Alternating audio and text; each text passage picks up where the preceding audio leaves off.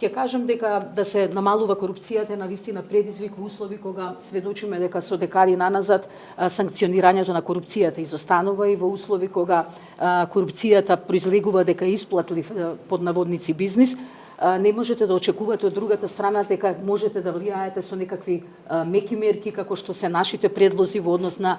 доделувањето или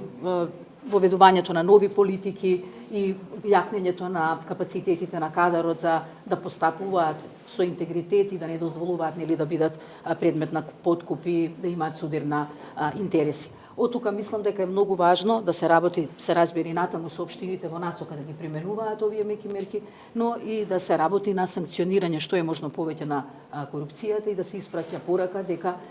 таа ќе биде санкционирана на сите нивоа на власт и на централно и на локално ниво. Кажете ми, кои се слабите точки, кои ги детектиравте како најслаби точки? Дали е тоа во процесот на градење, дали е во процесот на издавање на дозволи? Каде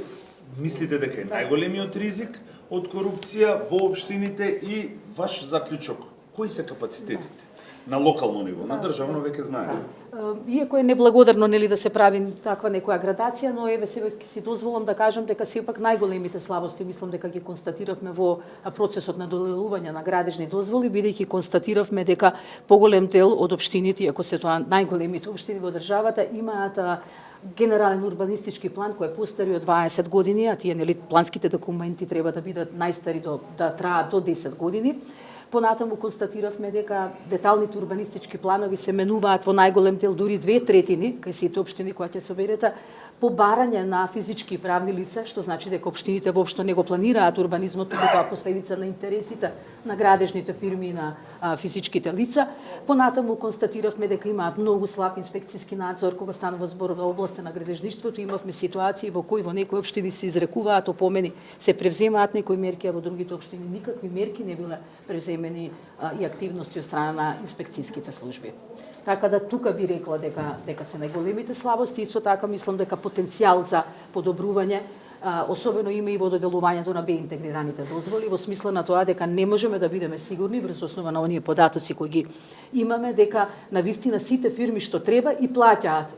и се носители на интегрираната дозвола, а од друга страна потребна е измена во насока на тоа да фирмите кои се носители на овие интегрирани дозволи треба на општините да им плаќаат многу повеќе, а не да имаме ситуации како досега да се плаќа годишно по само 900 денари за загадувањето кое го прават врз животната средина. Свесни сме со оглед на цените сега што значи 900 денари на годишно ниво.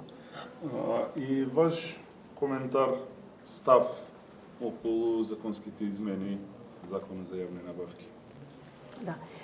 Сведочиме дека во изминатите неколку дена имаме иницијативи или постапки кои ги водат надлежните институции, кои ги опфаќаат премиерот, вице-премиерот, носители на исто така други високи функции во изминатиот период и двата големи предмети се во областа на јавните набавки. Од тука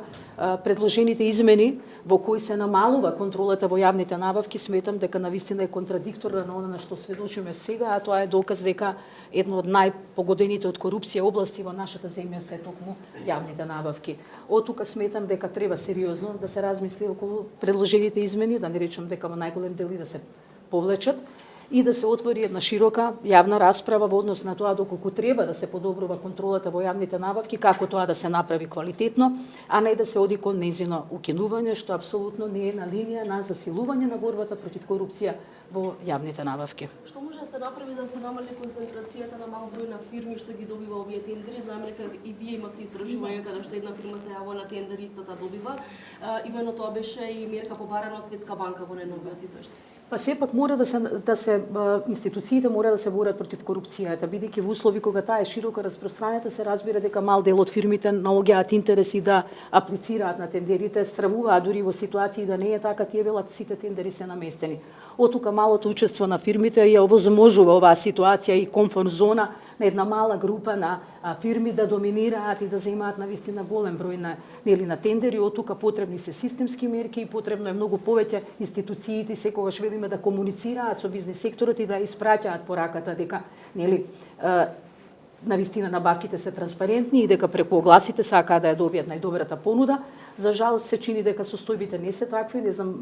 дали ја слушнавте амбасадорката на Кралството Холандија во Скопје каже дека некое нивно последно истражување што било правено со странските инвеститори од Холандија покажало дека еден од главните проблеми со кои се соочуваат е корупцијата.